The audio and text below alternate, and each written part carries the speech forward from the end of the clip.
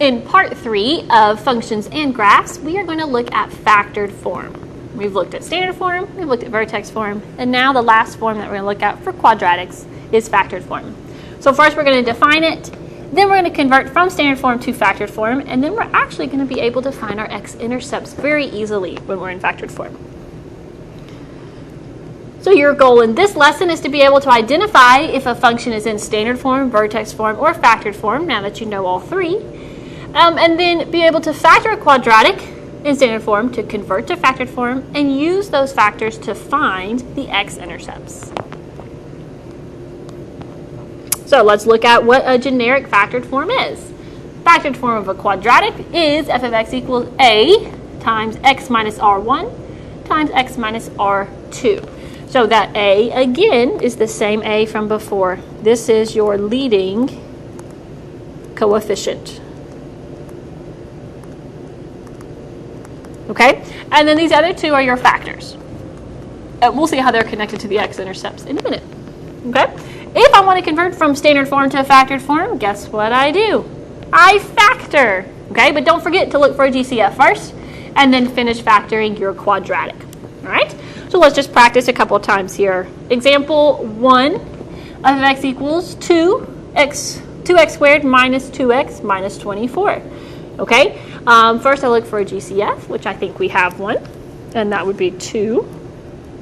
So I'm going to divide each one by a 2, and that will give me, let's see, 2 over 2 cancels, and that gives me x squared. Negative 2 over 2 gives me a negative x, and negative 24 divided by 2 gives me a negative 12. So we need to factor the x squared minus x minus 12 piece into our two binomials. What would those two binomials be? All right, let's see. I need to multiply to be x squared. That would be x times x. Okay. And then I need to find my factors of negative 12. And that would be 1 and 12, 2 and 6, 3 and 4. If I would need to multiply to be negative, I need at least one negative. And now I need to figure out which one would give me a middle term of negative 1. Well, just by looking at these, I think, because I have no extra numbers in here, that I need them to be only one apart. So I'm going to look at that negative 4 and 3. I'm sorry, the negative 3 and 4. The question is, which one needs to be negative? Well, if I try the negative 3 and the 4, that would give me, for my middle term, a 4x and a negative 3x. That would give me a positive 1x, which is not what I want. I want a negative 1x, so what do I need to do? Switch my signs. Okay? So I'm going to make that a positive 3 and a negative 4. Now, a negative 4 and a positive 3 gives me negative 1. All right, don't forget your GCF in front. So 2. So that means our factored form is f of x equals 2x plus 3 and x minus 4. It does not matter what order you have your binomials in. You could have put the x minus 4 first, right? Multiplication is commutative like that. It is typically seen as the 2 going in front, so you can see that you have an a of 2 very quickly. All right? So I'm going to give you a minute to see if you can find factored form for example 2. All right, let's check your work. There is no GCF, so we can go straight to our factors. X squared is x and x.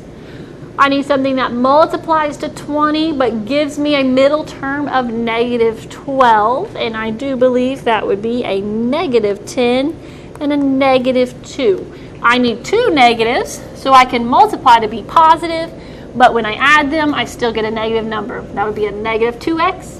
A negative 10x together gives me negative 12. So that's all you do when you want to convert from standard form to factored form, is you factor. Okay? Now the reason we want to do that is because we can actually find our x-intercepts very quickly in factored form. Okay? X-intercepts come from when the y value is 0. So remember, in standard form, we were looking for our y-intercept, and that we had to plug in 0 for our x, okay? And that gave us the c value super quick. Okay, but if I want to find x-intercepts, that means I'm on the x-axis. And if I'm on the x-axis, my y value is 0. So I need to actually plug in a 0 for y.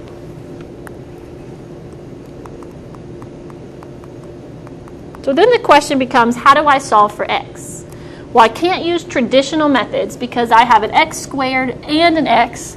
They never combine together, so how would I get x by itself? Right? If I minus 8 over, I'm still left with these two terms that I can't combine. But if I could change this quadratic into a linear function, I would be able to solve for x. Right? So if I factor, then I have two linear functions. So we set equal to 0 to find our x-intercept. So now let's factor and see if we can keep solving from there. So if I find the factors here, split up my first term, x and x, I need something that multiplies to 8. That's either 1 and 8 or 2 and 4, all positive. And I need a middle term of 6. I think 1 and 8 would be too big, so let's try 2 and 4. So if I check my middle term, x times 4 is 4x, 2 times x is 2x, and there's my 6x. So we have the right factors here. Now how does this help me get an answer? Well, we're using something called the zero product property. Okay? The zero product property says if a times b equals 0, then a equals 0 or b equals 0. So basically what it's saying is if two things are multiplied and give you an answer of 0, the only way that could happen is if you multiplied by 0. So that means either a was 0 when you multiplied, which gave you an answer of 0, or b was 0. And that's okay. We can have two options, right? We want to check both. So we want to know, oh, here's one factor being multiplied to another factor. So you could think of this first one as a and this second one as b. So if I multiply a times b and get 0, that means either a was 0 or b was 0. And I just need to test both options, okay? So I've got to think, what would x have to be to make this whole thing 0? If you're not sure, you can just solve it. I want to know, what does x plus 2 equal 0 give me? Well, I can subtract 2 and see that x would have to be negative 2. If I plugged negative 2 in here, negative 2 plus 2, that would be 0. And then my whole answer would be 0, because this would be multiplied over here. And I can do the same thing to check the other one. What does x have to be to make x plus 4 equals 0? Subtract 4. And I get x equals negative 4. Right? So if I plug in negative 4 for x, that would cancel this. X, negative 4 plus 4 give me 0, and it would make everything 0. So these are my two answers. So the steps that I followed was first to factor. I forgot a step in there. First it has to be equal to 0. Okay, let's put that in there. Equal to 0. That has to come first. Then factor and set your factors to 0 and solve. So we set equal to 0, we factored, and then we solved each factor equal to 0. So I needed to know what would make this side 0, what would make this side 0, and that would give me my two answers. Okay? The zero product property is why it has to be equal to 0. If it's not equal to 0, we can't use that to be able to solve. But when we factored, we were able to go from a quadratic to a linear, and we know how to solve linear equations, right? And that solved our problem. I wanted to show you the graph and how it was related to the graph. So you can see here that our x-intercepts were negative 4 and negative 2. And if we look at how they're related to our factors, we had factors of x plus 2 and x plus 4. But when we solved it, we got the opposite because we had to use inverse operations. So x plus 2 gave me an answer of negative 2, which was our first x-intercept. X plus 4 gave me an answer of x equals negative 4, which was our second x-intercept. Okay? And it's okay to have two answers, especially with the quadratic, because that quadratic is looping back around. So it's hitting the x once, loops around, and it hits the x again. So I should actually expect two answers because it's hitting twice. All right, so take a minute and see if you can find the factors of y equals 3x squared plus 5x minus 2. Okay? So first we got to plug in 0 for y. Okay? Then we find our factors. There's no GCF here. So we're going to go straight to factoring. 3x squared splits up as 3x and x. What multiplies to be negative 2? That would be a positive, one negative, one positive, either negative 1 and 2 or 1 and negative 2. And I've got to figure out which will give me a positive 5, and that is going to be a positive 2 over here and a negative 1 here. So here we've got 6x and negative 1x gives me a positive 5x. Now once we know our factors, then we can actually find our zeros. Our zeros are connected directly to our factors because of the zero product property.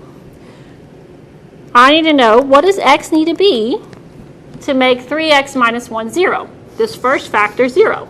Well, I can just write the equation and solve. So I'm going to add 1. Now this one's a little different than the others that we saw. There's actually two steps here. Right? First I had to add 1, and that gives me 3x equals 1. Then you have to divide by 3, which gives you one answer of x equals 1/3. It's okay to get fractions. It's okay to get decimals. Now let's solve the other one. X plus 2 equals 0. Subtract my 2 to get the x by itself, and x equals negative 2. So your two answers are 1/3 and negative 2. And let's see if we found those correct zeros. Whoop. And there we go.